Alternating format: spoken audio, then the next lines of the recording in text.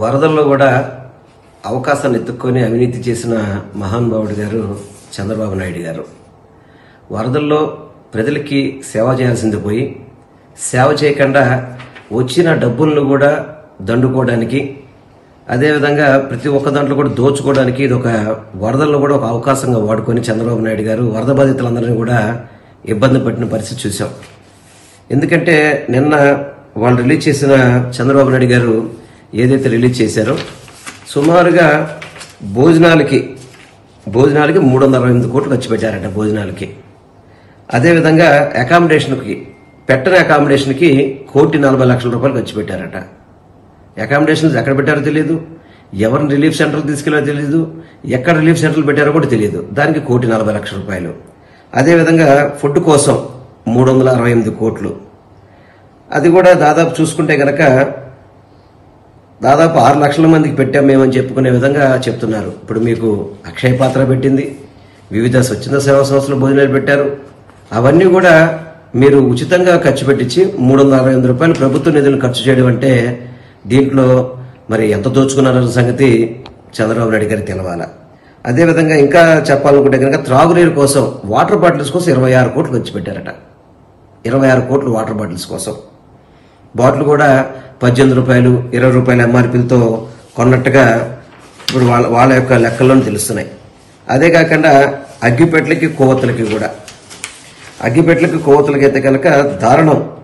అది కూడా కోట్ల రూపాయలు ఖర్చు పెట్టి ఇచ్చింది ఎవరికి ఇచ్చారో తెలియదు. ఎందుకంటే దాదాపు ఏదో వరదలు చెప్పుకొని దాదాపు 100 కోట్ల రూపాయలు డబ్బులు వసూలు చేశారు బయట నుంచి.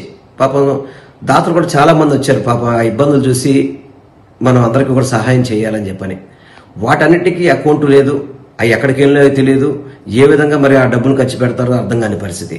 ఆ డబ్బులను దోచుకున్నారు. అదేవిధంగా వరద బాధితుల కష్టాన్ని దోచుకున్నారు.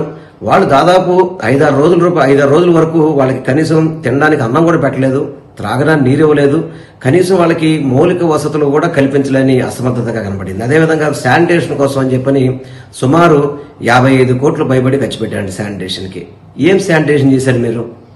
55 కోట్లు ఖర్చు అవుతుందా? అసలు నిజంగా ఇవన్నీ ఎవరైనా నమ్మేదేనా?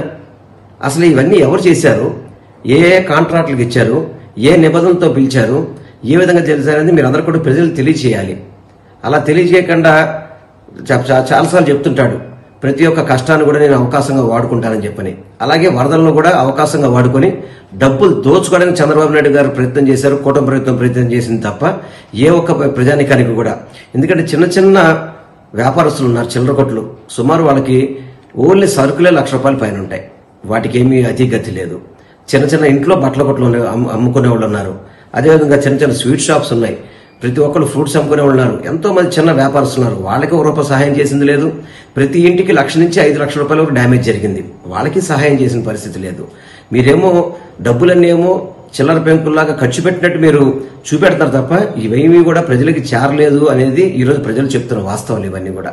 దయచేసి చంద్రబాబు నాయుడు గారు, కూటమి ప్రభుత్వం నేను ఒకటే చెప్తున్నాను, మీరు ఈ వరదల్లో దోచుకోవడం మానండి, ప్రజలకి మేలు చేయండి. చాలా మంది జీవితాలు అటు పెద్దవాళ్ళ నుంచి చిన్నవాళ్ళ వరకు అందరూ కూడా దెబ్బతిన్నారు. పెద్దవాళ్ళు అయితే కోట్ల రూపాయలు పోయినాయి, చిన్నవారికి అయితే 1,00,000 రూపాయలు లక్షల్లో పోయినాయి. ఇలా పోతే కనీసం ప్రభుత్వం సహాయం చేయాల్సింది పోవా ప్రభుత్వానికి సహాయానికి ఇచ్చిన డబ్బులను కూడా దోచుకున్న గనులు ఎవరన్నారంటే అది చంద్రబాబు నాయుడు గారిని తెలియపరచుకుంటూ వరద బాధితుల కోసం, వారి సహాయం కోసం ఎప్పుడు కూడా వైఎస్ఆర్సీపీ పార్టీ అండగా ఉంటుంది. వాళ్ళకి ఏదైతే ప్రభుత్వం నుంచి రావాల్సిన నిధుల కోసం కూడా మేము తప్పకుండా వరద బాధితులకి అండగా తోడుకోండి, వాళ్ళతో పాటు గట్టిగా పోరాటాలు చేసి అవన్నీ కూడా సాధించుకుంటాం, పోరాటాలు చేస్తామని చెప్పని మాత్రం మీ ద్వారా నేను తెలియపరచుకుంటాను.